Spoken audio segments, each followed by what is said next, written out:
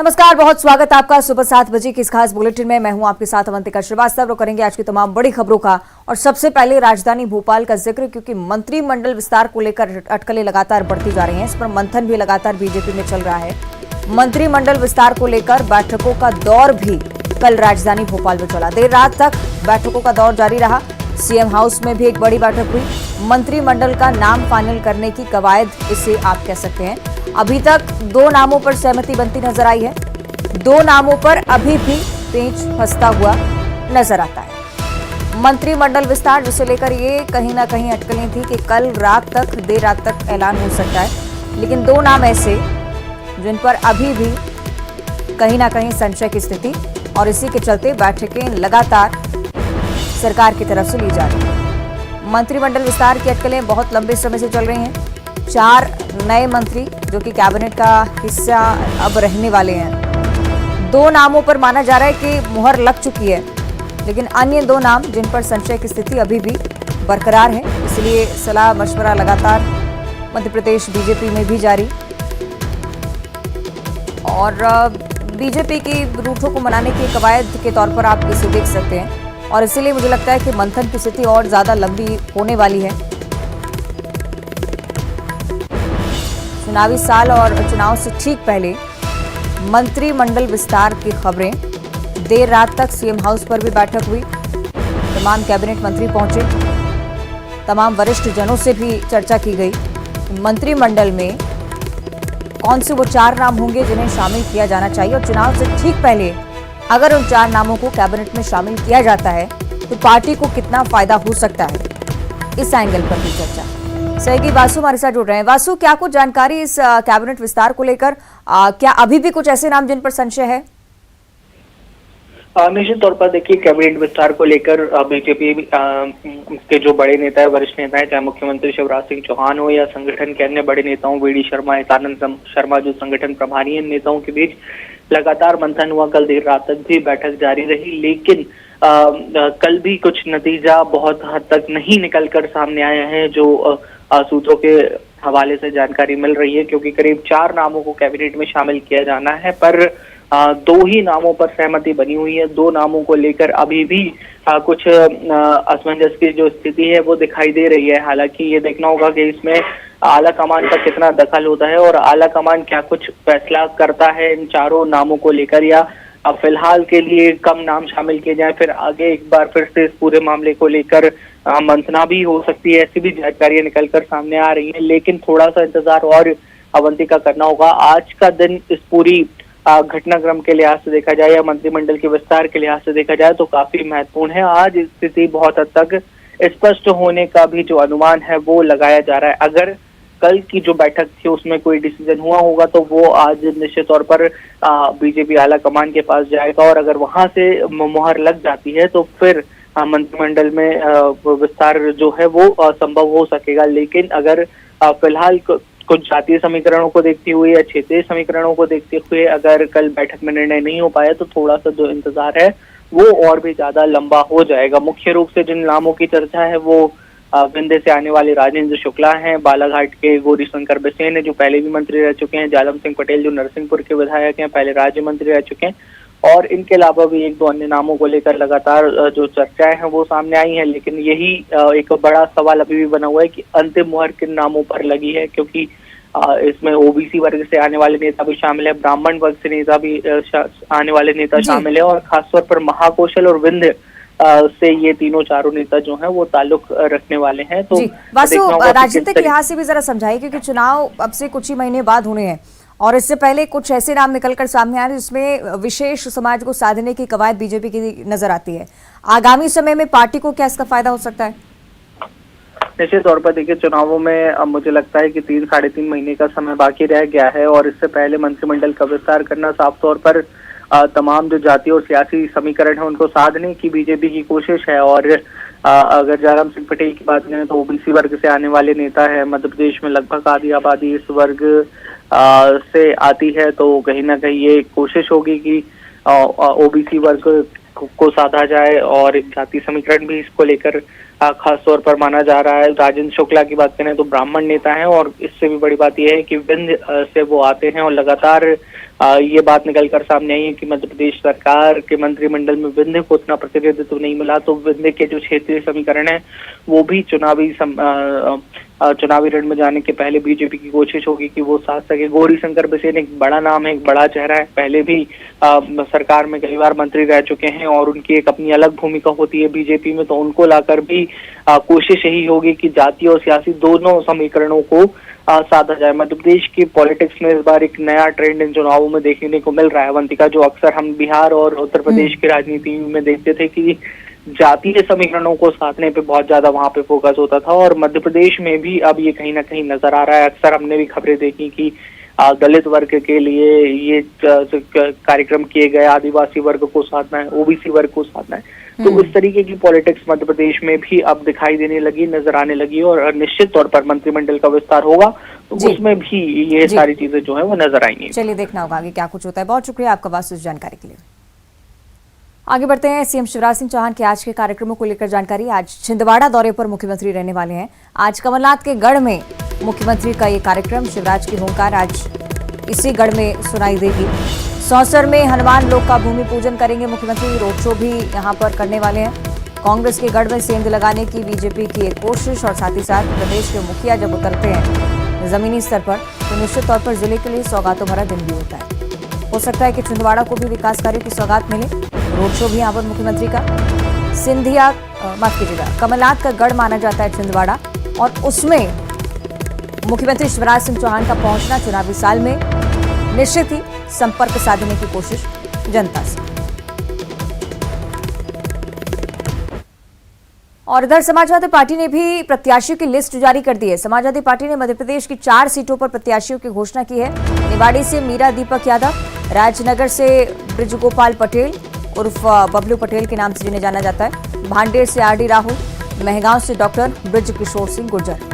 ये 4 नाम सामने आए हैं समाजवादी पार्टी से। 4 सीटों को लेकर समाजवादी पार्टी की तरफ से भी उम्मीदवारों की घोषणा हो चुकी है। पहले ऐसा नहीं हुआ। इस बार आप देख रहे होंगे कि मध्य प्रदेश बीजेपी की तरफ से उम्मीदवारों की लिस्ट, और उसके बाद आप देखिए समाजवादी पार्टी की तरफ से भी 4 प्रत्याशी मैदान में जिनकी घोषणा हो चुकी है।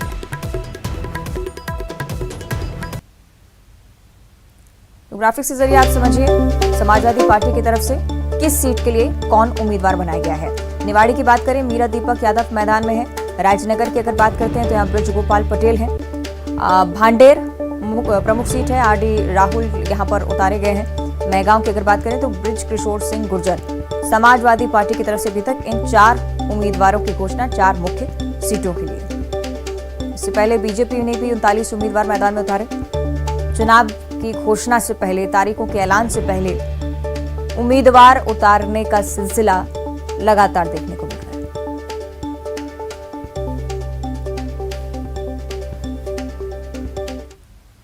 आगे बढ़ते बात करेंगे छत्तीसगढ़ की अगली खबर की, जहां ईडी की बड़ी कार्रवाई कल हुई। विनोद वर्मा के घर पर ईडी का छापा पड़ा। मुख्यमंत्री के राजनीतिक सलाहकार के तौर पर विनोद वर्मा जाने जाते हैं। मुख्यमंत्री के ओएसडी मनीष बंछोर के घर पर भी अधिकारी पहुंचे हैं। आशीष वर्मा और कारोबारी विजय भाटिया के घर पर भी ईडी की टीम पहुंची। भ्रष्टाचार के आरोप में ईडी की ये बड़ी कार्रवाई। कुछ अन्य मामले जिनसे जोड़कर इसे देखा जा रहा है। हालांकि अभी तक ईडी के अधिकारियों की तरफ से कुछ भी स्पष्ट नहीं किया गया इस कार्रवाई को लेकर। आधिकारिक बयान का फिलहाल इंतजार, लेकिन छत्तीसगढ़ में लगातार ईडी की कार्रवाई हम देख रहे हैं। मुख्यमंत्री के ओएसडी के घर पर भी छापा, और राजनीतिक सलाहकार विनोद वर्मा के यहां पर भी ईडी के अधिकारी पहुंचे हैं। लगातार जानकारी जुटाने की कोशिश अपने स्तर पर।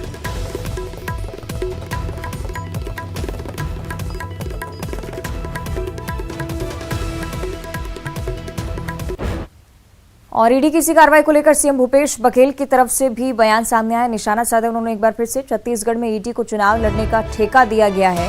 उन्होंने कहा है कि अभी तो 200 से 300 आईटी की टीम भी आएगी। छत्तीसगढ़ में बीजेपी चुनाव हार चुकी है, ये कहना है मुख्यमंत्री भूपेश बघेल। भारतीय जनता पार्टी हार चुकी है और इसी कारण से ईडी आईटी ये लोग चुनाव लड़ रहे हैं, उनको ठेका दे दिया गया है। और जो स्तर है वो निम्न से निम्न स्तर कहा जा सकता है, वो उतर रहे हैं। और भी तो और होगा, जो जानकारियां मिल रही है उसमें तो अभी ये टीम आई है, अब आईटी के 200-300 लोगों की टीम और आने वाली है।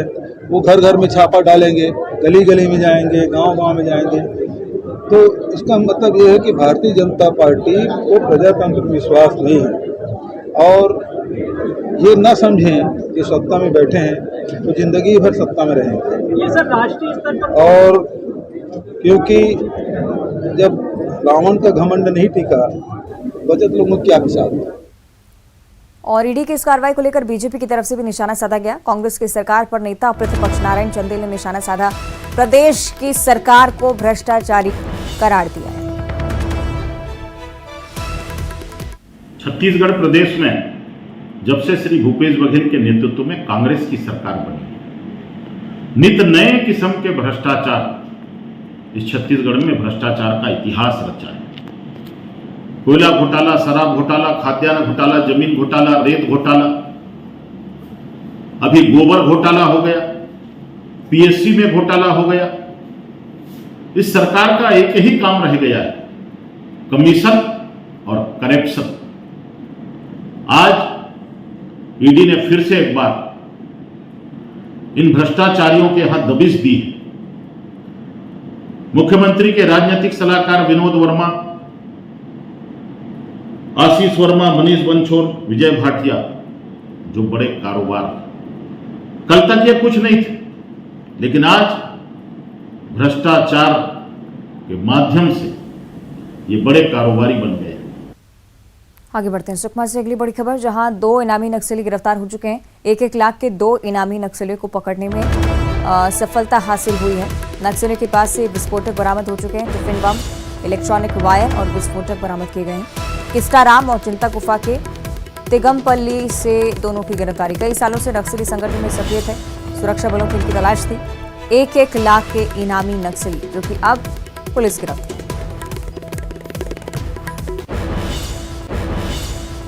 और मुंगेली से अगली बड़ी खबर, जहां करोड़ों की ठगी का आरोपी दंपति गिरफ्तार हो चुके हैं। आपको बताएं कि महाराष्ट्र के पुणे से पुलिस ने दोनों को गिरफ्तार किया।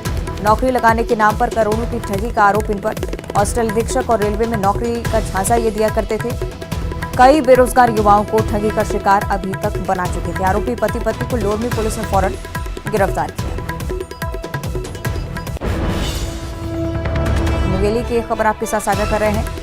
आरोपी दंपत्ति अब पुलिस गिरफ्त में। करोड़ों की ठगी को अंजाम दिया करते थे। सरकारी नौकरी लगाने के एवज में रुपए इकट्ठा करते थे।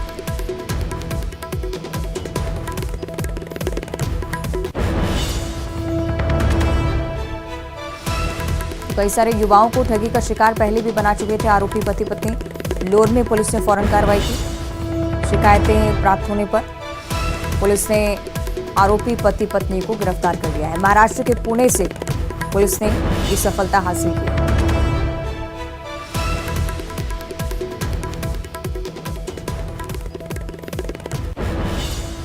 और कल भारत ने एक और बड़ा कीर्तिमान रचा। चंद्रयान 3 की सफल लैंडिंग के साथ भारत का नाम उन तमाम देशों में दर्ज हो चुका है जहां चांद पर अपने रोवर उतारने में जो देश सफल हुए हैं। चौथा ऐसा देश भारत। इससे जुड़ी हुई 3 तस्वीरें आपकी टीवी स्क्रीन पर। ये तीनों तस्वीरें कल से ही सोशल मीडिया पर लगातार वायरल हो रही हैं और भारत को गौरवान्वित करने के लिए काफी महत्वपूर्ण ये तस्वीरें। प्रधानमंत्री नरेंद्र मोदी लगातार वर्चुअली जुड़े हुए थे, सब कुछ देख रहे थे किस तरह से लैंडिंग हो रही है। दूसरी तस्वीर बहुत ज्यादा महत्वपूर्ण, चांद पर जब चंद्रयान 3 ने लैंड किया तब किस तरह का नजारा था, ये भी आपकी टीवी स्क्रीन पर। और तीसरी तस्वीर, इसरो में जश्न का माहौल। साइंटिस्ट जो अपनी सफलता को देखकर निश्चित तौर पर झूम उठे। वंदे मातरम और भारत माता की जय के नारे इसरो में कल गूंजे। ये तीनों तस्वीर जो ये बताने के लिए काफी हैं कि किस तरह से चंद्रयान 3 भारत के लिए एक बड़ी सफलता लेकर आया है। भारत अब एकमात्र एक ऐसा देश जिसने चंद्रमा के साउथ पोल पर सफल और सॉफ्ट लैंडिंग कर पाई।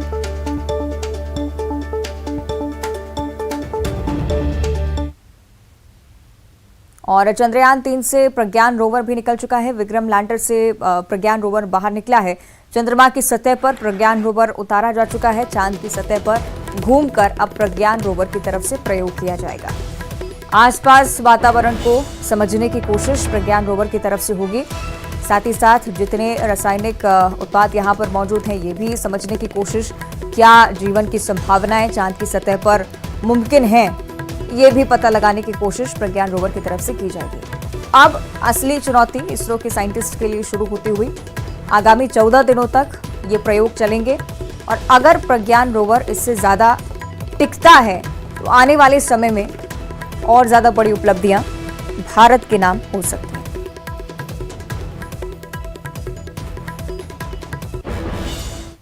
और चंद्रयान 3 की सफल लैंडिंग पर बागेश्वर महाराज ने कहा कि आज हर भारतीय के लिए गर्व का दिन है। मिशन की सफलता से हर भारतीय गदगद है। भारत अब विकासशील देश नहीं बल्कि विकसित देश बन चुका है। भारत विश्व गुरु है और रहेगा भी।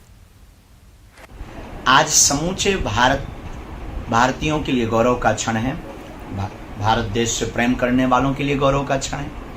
आज हमारे वैज्ञानिकों ने वो कर दिखाया जो दुनिया के किसी भी देश ने नहीं किया।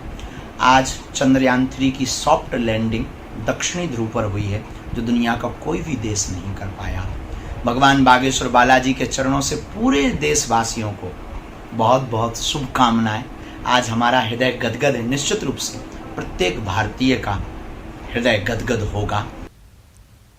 और चंद्रयान 3 की सफल लैंडिंग पर अंतर्राष्ट्रीय कथावाचक पंडित प्रदीप मिश्रा ने भी कहा है कि भारत ने इतिहास रच दिया है। विश्वगुरु भारत की उड़ान हमको गौरवान्वित कर रही है। एक भारतीय के नाते वो भी अभिभूत हैं।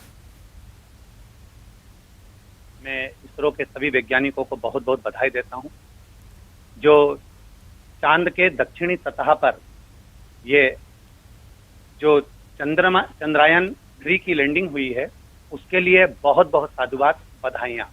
मेरा देश, मेरा भारत एक विश्व गुरु के रूप में फिर उभरा है और उसने अपनी ध्वजा पूरे चारों तरफ फैला दी है।